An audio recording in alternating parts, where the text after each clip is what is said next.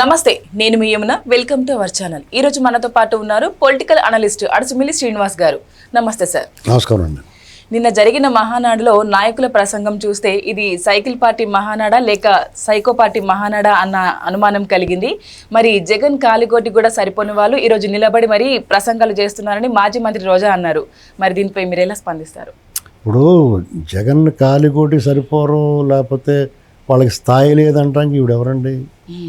Telugu Desam party అంటే సామాన్య కార్యకర్త నుంచి అధినాయకుడి వరకు ఒకటేలాగా ఉంటారు, సమానమైనటువంటి భావన తెలుగుదేశం పార్టీలో ఉంటుంది. వాళ్ళు స్వయంగా ప్రకటించారు కార్యకర్తే పార్టీ అధినేత అని. దానికి తగ్గట్టుగానే కార్యకర్త కూడా రెస్పాన్సిబిలిటీ ఫీల్ అవుతాడు, వాళ్ళు కూడా రెస్పెక్ట్ ఇస్తారు.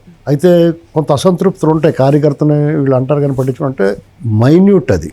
సాధారణంగా కార్యకర్తకి ఈ దేశంలో ఏ రాజకీయ పార్టీ కేడర్కి విలువ ఇచ్చినా తెలుగుదేశం పార్టీ ఇచ్చినంత విలువ ఎవడే ఇవ్వడం. జగన్మోహన్ రెడ్డి ఏనాడే కార్యకర్త మొహం చూస్తాడా?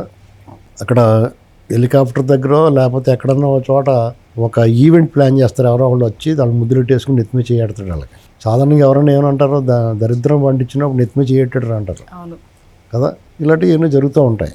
సరే, అది దీవించడం అనుకోవచ్చు. పనులు చాలామంది చేస్తారు, పెద్ద పెద్దలు స్వామీజీలు వాళ్ళు కూడా నెత్తిమీ చేయడం దాన్ని ఓకే.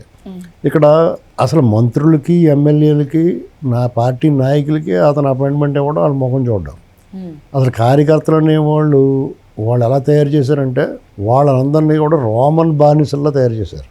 రోమన్ బానిసలను ఎలా వాడుకునేవారంటే అప్పట్లో నౌకాయానం ఉండేది పూర్వం. ఆ నౌకలకి ఇంజిన్ ఉండేది కాదు, అప్పుడు తెడ్లు వేయాలి. అర్థమైందా? ఇప్పుడు స్టీమ్ ఇంజిన్ ఎలా పనిచేస్తుందో అలాగా అందులో మనుషులు తెడ్లు వేసేవారు పెద్ద పెద్ద షిప్పులకి, నౌకలకి. ఆ తెడ్లు వేయటానికి షిఫ్టులు వంతులు వారీగా బానిసలు కావాలి వాళ్ళకి. ఆ బానిసలను ఏదో రూపంలో కొట్టు తిట్టు పట్టుకుపోయి వాళ్ళు తిండి పడేసి వాళ్ళ చేత పని చేయించుకునేవారు. ఏ పని చేయించినా బానిసల చేత చేయించేవారు. వాళ్ళు స్లేవ్స్ అంటారు. వాళ్ళు ఇతర దేశాల నుంచి కొనుక్కునేవారు మనుషుల్ని, లేదా కొంతమంది కావాలని పిల్లల్ని అమ్మేసుకునేవారు, వాళ్ళకి బలవంతంగా తీసేసుకునేవారు. లేకపోతే అలా తయారు చేసాడు అతను వాళ్ళందరినీ కూడా. పాపం వాళ్ళంతా కూడా ప్రేమ అభిమానంతో జగన్మోహన్ రెడ్డి అనేటువంటి వ్యక్తి మీద ప్రేమ, అతను అసలు స్వరూపం చాలామంది తెలియదు. అతను అప్పుడప్పుడు తీర్చి చూపించాడు. అయినా సరే వాళ్ళు చూడరు, కళ్ళు మూసుకుంటారు. చూస్తాయి ఒకటి దెయ్యం రా అనుకుంటారు. ఇప్పుడు దెయ్యం మనకి చాలా సినిమాలో దెయ్యం మంచి మీలాగా మంచి అందమైన అమ్మాయిలాగా కనపడుతుంది, కానీ దగ్గరికి వెళ్ళినట్టు ట్రైవాములు కనపడుతుంది ముఖం అంతా. ఆ బాబుని చూసుకున్నప్పుడు పారిపోతాడు జాతకు, అక్కడికి వెళ్ళకుండా. ఇంకా ఏంటి అని చూస్తూ ఉన్నవాడు చచ్చూరుకుంటాడు. అర్థమైందా? ఇప్పుడు దయ్యం ఏం చేస్తుందంటే ఒక సిగ్నల్ ఇస్తుంది. మనం ఇంట్లో పడుకున్నాం అనుకో, ఆ దయ్యం సిగ్నల్ అలాగ కిటికీ టప్ టప్ అని కొట్టుకుంటుంది. అప్పుడు నాలంటాడు ఏం చేస్తాడు, ఇదేదో దయ్యం సీన్లో ఉందరో బాబు అని కళ్ళు మూసేసుకుని దుప్పటి కప్పేసి పడుకుంటాను బయటకు వెళ్ళకుండా. ఎందుకంటే తెలుసు ఈ టైంలో ఎవరు తలుపు పడతాడో, ఏదో దయ్యం కాకపోతేనే అని నా భయమే నాకు భద్రత. కొంతమంది ధైర్యవంతులు ఉంటారు, ఏడు బొక్కలే అని చెప్పేసి బయటకు వస్తాడు. కిటికీ తీసి తలిపేద్దామని చూసి కిటికీలో బయట చూస్తే ఉయ్యాలు ఊగుతూ ఉంటుంది.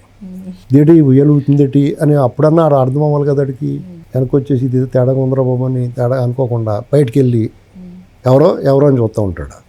ఎవరో కనపడరు. సడన్గా ఉయ్యాలు ఆగిపోతాయి. సరేలే వెనక్కి తిరిగినట్టు మళ్ళీ ఊగుతూ ఉంటుంది. ఆ చప్పుడు అవుతూ ఉంటుంది కిర్రమని. అప్పుడన్నా లోపల గబగబా వచ్చి తలుపు వేసేసి దుప్పటి కప్పేసి పడుకోవాలి. ఇంకా ఎవరు లోపలికి వెళ్తే ఎదురుగుండా నిలబడి ఉంటుంది ఒకటి, అడుగుండా అవుతుంది. అవునా? అలాంటి వాడు జగన్మోహన్ రెడ్డి. వీళ్ళకి అనేక సార్లు అతను సిగ్నల్స్ ఇస్తాడు.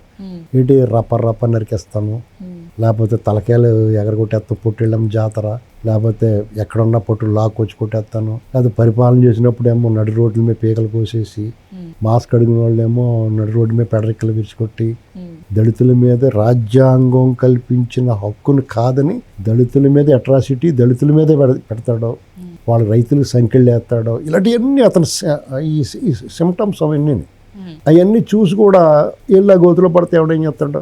టీడీపీ అలా కాదు కదా.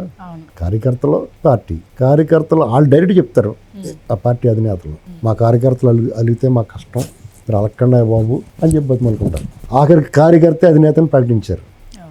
కార్యకర్తలు కూడా వాళ్ళ నాయకుడు చెప్పినట్టు గుడ్డిగా ఏం ఫాలో అవ్వరు. వాళ్ళకి నచ్చకపోతే వెంటనే విమర్శిస్తారు. ఇది పెక్యులర్, ఒక స్పెషల్ ప్రత్యేకమైన పార్టీ తెలుగుదేశం పార్టీ. అందులో ఉండి వెళ్ళిన రోజాకి అది అర్థం అవ్వకపోవటం ఆవిడ మందబుద్ధికి నిదర్శనం. అర్థమైందండి? కాబట్టి ఆవిడ నోట్లోంచి మీరు చాలా మంచి మాటలు వస్తాయని మీరు ఎక్స్పెక్ట్ చేయకూడదు. ఆవిడ రికార్డింగ్ డ్యాన్సులు అవి చేశారంటుంది. ఆవిడకి చాలా అలవాటు, ఎందుకంటే అనేక షోలో చూసాం. అది వృత్తిపరమైన బతుకు తెరువైనా సరే ఆవిడకి అది అలవాటు. జబర్దస్త్లోనో లేకపోతే ఇంకొక టీవీ షోల్లోనో రకరకాల కార్యక్రమాల్లోనో ఆవిడ డ్యాన్స్ చేయడం అనేటువంటిది ఆవిడ వృత్తి. అది అందరికీ అలాగే ఉంటుందని ఎందుకంటే ఒక్కొక్కసారి మీరు డప్పు కొడతారు, వినాయక చవితి జరుగుతూ ఉంటుంది, తీన్మార్ కొడతా ఉంటారు. ఎలాంటి వాడికైనా సరే పసిబిడ్డ దగ్గర నుంచి పండు ముసలి వరకు కూడా ఆ స్టెప్ తాళం వేయాలనిపిస్తుంది, ఒక గొంతు వేయాలనిపిస్తుంది. ఆ ఊపు అలాంటిది. అందులోనూ తెలుగుదేశం పార్టీ మహానాడు అంటే ఆ ఉత్సాహం, ఊపు, ఆ తెలుగుదేశం పార్టీకి సంబంధించిన పాటలు అవి వింటుంటే డెఫినెట్గా ఉత్సాహం వస్తుంది. దాని రికార్డ్ డ్యాన్స్ అనుకుంటే నీ కర్మ. అది వాళ్ళ సరదా, వాళ్ళ సంతోషం, వాళ్ళ వేడుక. ఆ కొడాలి నాని లేకపోతే రోజా వీళ్ళు మాట్లాడతారు. అన్నిటికన్నా ముఖ్యంగా మీది మీరు కడుక్కోకుండా మహానాడు గురించి మీకెందుకు కడుపు మంట కుళ్ళు వాళ్ళకి. ఎందుకంటే జగన్మోహన్ రెడ్డి గారు లాంటి వాడు ఎప్పుడన్నా బయటకు వచ్చినా కానీ లోపల ఎంత క్రూరంగా వ్యవహరిస్తాడో తెలియదు, కానీ బయటకు వచ్చినట్టు ఏడుపు మోక వేసి నిర్రోళ్ళ చూస్తూ ఉంటాడు. అందరికీ ఏం తెలియదురా పోకం ఇతను అమాయకులో ఉన్నాడు ఇతను అనుకునేలాగా. ఇప్పుడు నమ్మరు ఇంకా అలాగ అనుకునే దెబ్బ అయిపోయిన వాళ్ళు ఎంత చెప్పాను దెయ్యంలాగా బాగా కనపడిన వెంటనే దగ్గరికి వెళ్తే దెయ్యం ముఖం కనపడుతుంది కదా. ఇలాగా ఇంకా అతను వదిలేశారు. వాళ్ళని ఎలా దగ్గర చేర్చుకోవాలి ఆ ప్రయత్నం ఒక్కటి కూడా లేదు. మేము తప్పు చేసాం, మేము ఇంక అలా చెయ్యం, ఈ కాడి నుంచి ప్రజలకు అనుకూలంగా ప్రజలకు ఏం కోరుకుంటున్నారు అదే చేస్తాం అని భాష, ప్రవర్తన, వ్యవహారం, నడత, నడవడిక అన్నీ మార్చుకుంటారేమో అని చూస్తుంటే మేమేమీ మారలేదు అని పిడుగుపడిన టెంకాయ మూలలాగా ఉంటాడు కొడాలి నాని అని. తెలుసా నీకు? పిడుగుపడిన టెంకాయ మూల కొబ్బరి చెట్టు మీద పిడిగడింది అనుకో చెట్టు ఒకటి ఒకటి అన్నిపోయి అలా ఉన్నాడు అతను. ఇప్పుడు అలాగైపోయాడు. అతను కూడా పైకి కిందకి గుంజలు తెస్తున్నాడు. ఇప్పుడు ఏమనుకుంటారు టీడీపీ రెడీ అయ్యాడు రెడ్డి వీడికి వేయచ్చు రౌండ్ అనుకుంటారు. మొన్నటి దాగేటి వీడికి హెల్త్ బాగోలేదు, చేస్తే చచ్చి ఊరుకుంటాడో ఎందుకు వచ్చిన కూడా అనుకున్నారు కదా. ఇప్పుడు మొదలెడతారు. అదనమాట. కాబట్టి రోజా ఏమన్నది లేకపోతే కొడాలి నాని ఏమన్నది పెద్ద పట్టించుకోండి. లక్ష్మీపార్వతి వీరు సెలెక్టెడ్ పర్సన్స్ తెలుగుదేశం మీద మాట్లాడడానికి. వాళ్ళ పారితోషికం కాకుండా పదవులనే పారితోషికం ముడుతుంది. జగన్మోహన్ రెడ్డి కళ్ళలో ఆనందం చూడాలంటే వీళ్ళ దగ్గర ఇది తప్ప వేరే టాలెంట్ ఏమి లేదని అతను తెలుసు. ఇలా వాడుకోవడం కోసం వీళ్ళని వాడుకుంటాడు అతను, వీళ్ళని ఉపయోగిస్తాడు. మిగతా వాళ్ళకి అంత దిగజారి మాట్లాడాలన్నప్పుడు వైసీపీ వాళ్ళంత మాత్రాన అందరూ చెడిపోరు. కుళ్ళిపోయిన పావుడు పళ్ళు పుట్టలో మంచికాయలు కూడా ఉంటాయి కదా కొన్ని, అట్లకి డాగులు ఉన్నా కానీ తీసుకుని తినొచ్చు, అంటే ఎంతో కొంత ఉపయోగపడతాయి. వీళ్ళు ఎందుకు మొత్తం కుళ్ళిపోయిన కాయలు, అర్థమైందా? కాబట్టి ఇప్పుడు నిన్న ఇంకో మాట ఉంది ఆవిడ, జగన్మోహన్ రెడ్డి గారు చాలా మంచోడు, వాళ్ళ చెల్లెలు షర్మిలకి ఇచ్చినంత ఆస్తి ఎవరు ఇవ్వలేదు, అందరూ ఆయన ఆడిపోసుకుంటున్నారు వాళ్ళ చెల్లెలతో సహా అని చెప్పేసి ఈవిడ వాపోతుంది. జగన్మోహన్ రెడ్డి ఆయన పోలవరం ప్రాజెక్టులోనో లేకపోతే ఎక్కడో మట్టి పని చేసి రాళ్ళు కొట్టి ఏమీ సంపాదించలేదు.